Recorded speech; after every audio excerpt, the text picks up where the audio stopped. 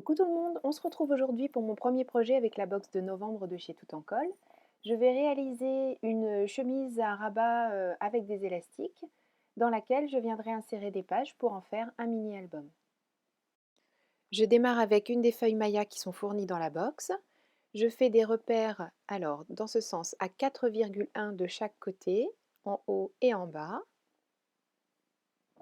Pourquoi 4,1? Parce que tout simplement, ce qui va nous rester au milieu, ce sera parfait pour y insérer ensuite des documents format A5. Et ensuite, dans ce sens-ci, à 4,5 et 1,5 en bas. Donc 1,5 en bas, 4,5 en haut. On va mieux voir maintenant. Donc vers le haut, 4,5 et vers le bas, 1,5.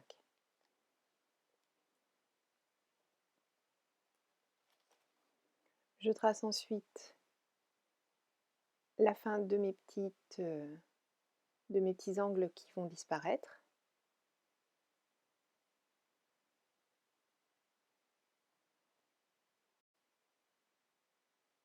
Je note les dimensions pour que ce soit bien compréhensible par tout le monde. Donc ici, on a 4,5. En largeur ici 4,1. En bas 1,5 ici. Et bien sûr 4,1 puisque ça correspond à la mesure du haut. Et la même chose de l'autre côté. 4,5 en hauteur sur 4,1 en largeur pour le haut et 4,1 par 1,5 pour le bas. Avec mon plioir, je viens marquer mes angles de pliage. Pas besoin de les tracer au crayon, ça ferait du travail supplémentaire parce qu'il faudrait enlever les traits de crayon. Donc partisan du moindre effort, on va à l'essentiel.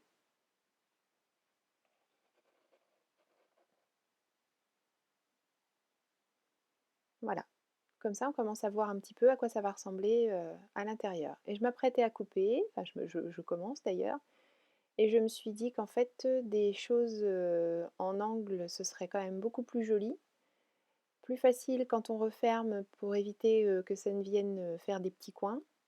Donc je remesure à 1,5 et je viens faire une diagonale de mon angle jusqu'à cette mesure à 1,5 et je fais ça pour tous les côtés, enfin pour les 3 formes rabat, parce que sur la gauche, là, la petite languette de 1,5, c'est pour nous permettre de coller une autre partie de la couverture.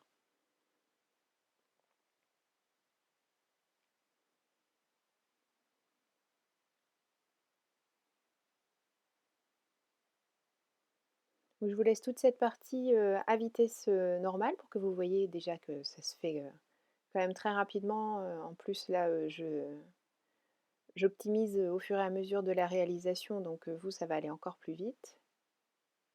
Et pour la déco intérieure, je vous fais juste faire une visite du propriétaire en fin de vidéo. Quand j'ai fini de tracer tous mes traits, je n'ai plus qu'à couper.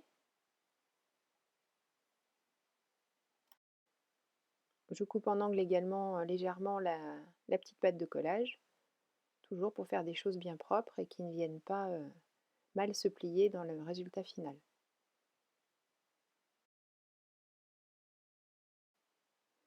Je marque ensuite tous les plis.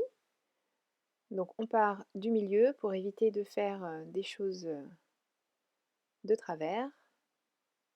Surtout quand on a des petites épaisseurs comme ça, c'est vite fait. Je prends ensuite une seconde feuille de papier Maya et je fais un rectangle de 21,5 par 17 cm.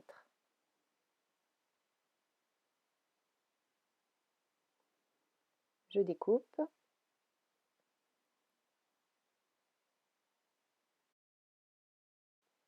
Je viens ensuite faire des repères à 1,5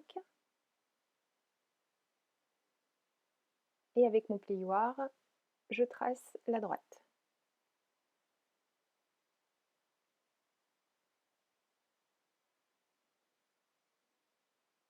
Je marque mon pli.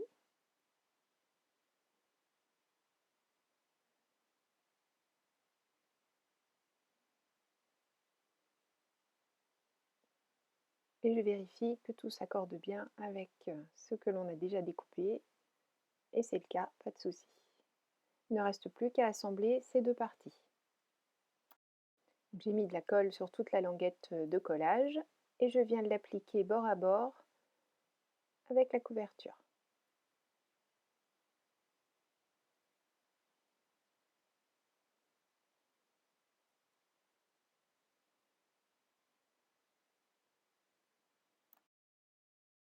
Avec mon corner jumper, je viens arrondir les angles de la partie qui n'a pas de rabat.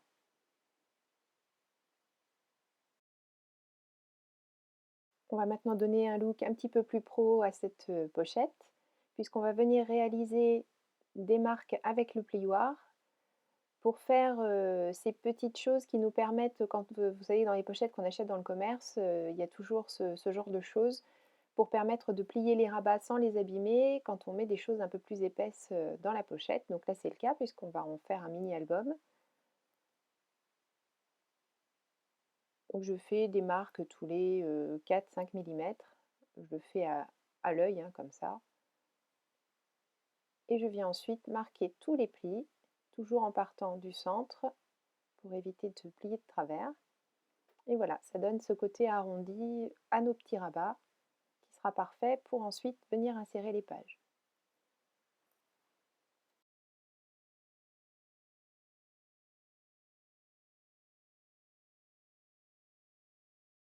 Pour fermer cette pochette maintenant, je vais utiliser l'élastique qui est contenu dans la box. Je le coupe en deux et voilà, ça va venir dans les angles comme ceci. Comme ma crocodile n'est pas suffisamment, le bec n'est pas suffisamment long, je vais faire à l'ancienne. Donc je ne mettrai pas d'œillet, je vais faire des nœuds au bout des élastiques en fait. Et je vais percer mon papier après avoir mis des repères donc au milieu, en haut, donc à 7,5 puisque l'intérieur fait 15. Et avec mon perce-papier, je viens tout simplement faire un trou. Donc celui-ci c'est un outil à quilling, donc il est vraiment bien. D'un côté j'ai perce-papier, de l'autre côté j'ai cette petite barre un peu plus épaisse. Donc pour agrandir le trou c'est parfait, c'est juste ce qu'il faut. J'utilise voilà, l'autre partie pour agrandir le trou et faire en sorte que mon élastique passe plus facilement. Je l'insère.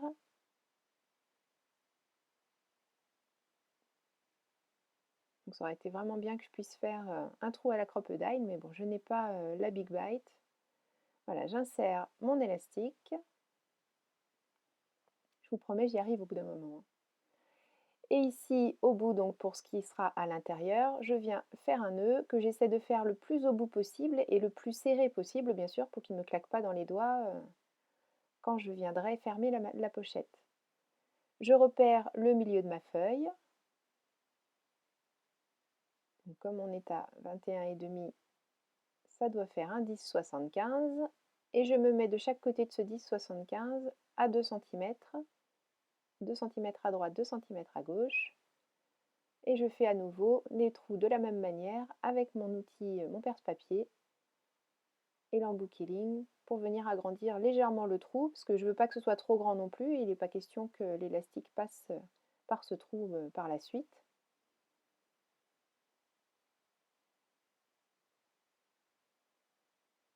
Et de la même manière que tout à l'heure, je fais à nouveau passer l'élastique et je fais un nœud à chaque bout.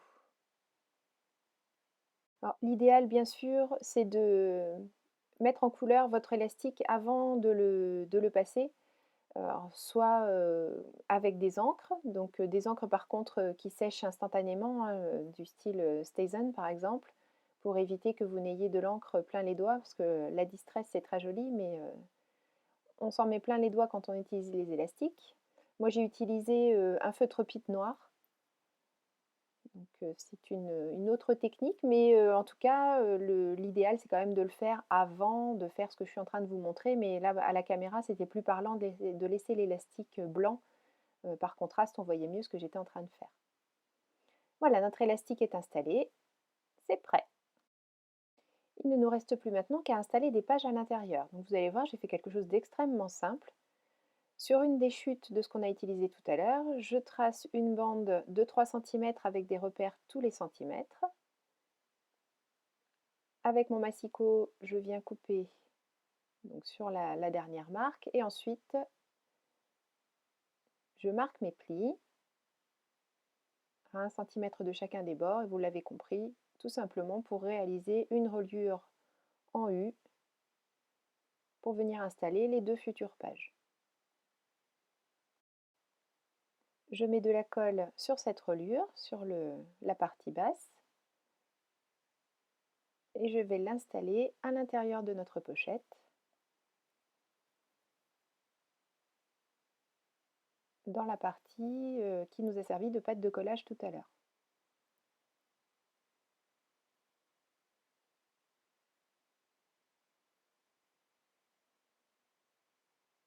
Il ne me reste plus qu'à installer les 2 feuilles.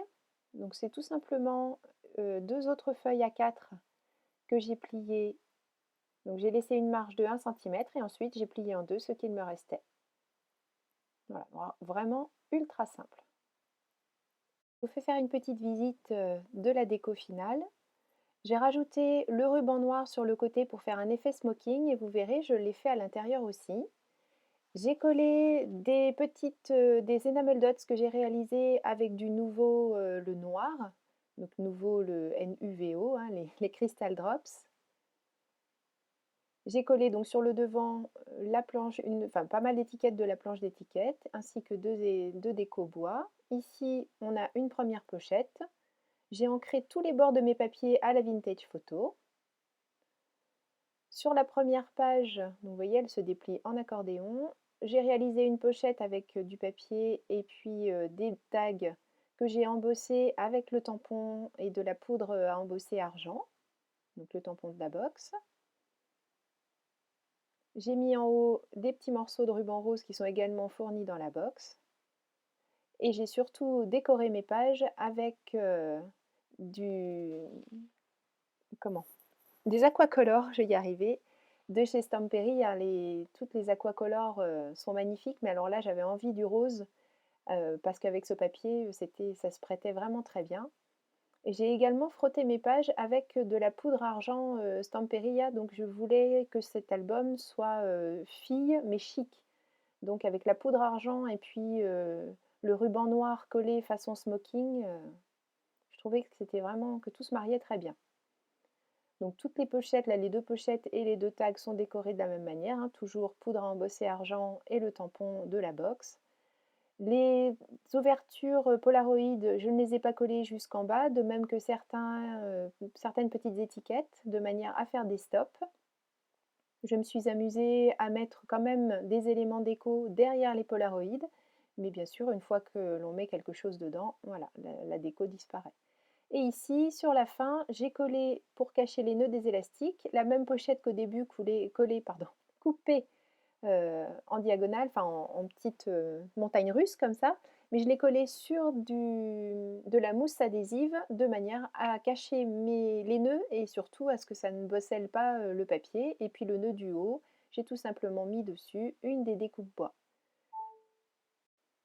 Donc cette pochette est quand même relativement grande hein, puisqu'elle fait un format A5, donc il y a de quoi vraiment mettre des photos ou alors l'utiliser pour ranger, pourquoi pas. Moi je m'en suis fait une autre dans laquelle j'emmène les cartes quand je veux les montrer à Noël pour ne pas les abîmer.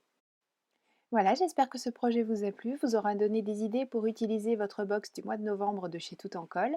Je vous remercie beaucoup d'avoir suivi cette vidéo, je vous fais plein de gros bisous, je vous souhaite de beaux moments créatifs, prenez bien soin de vous et à très bientôt. Bisous, bye bye.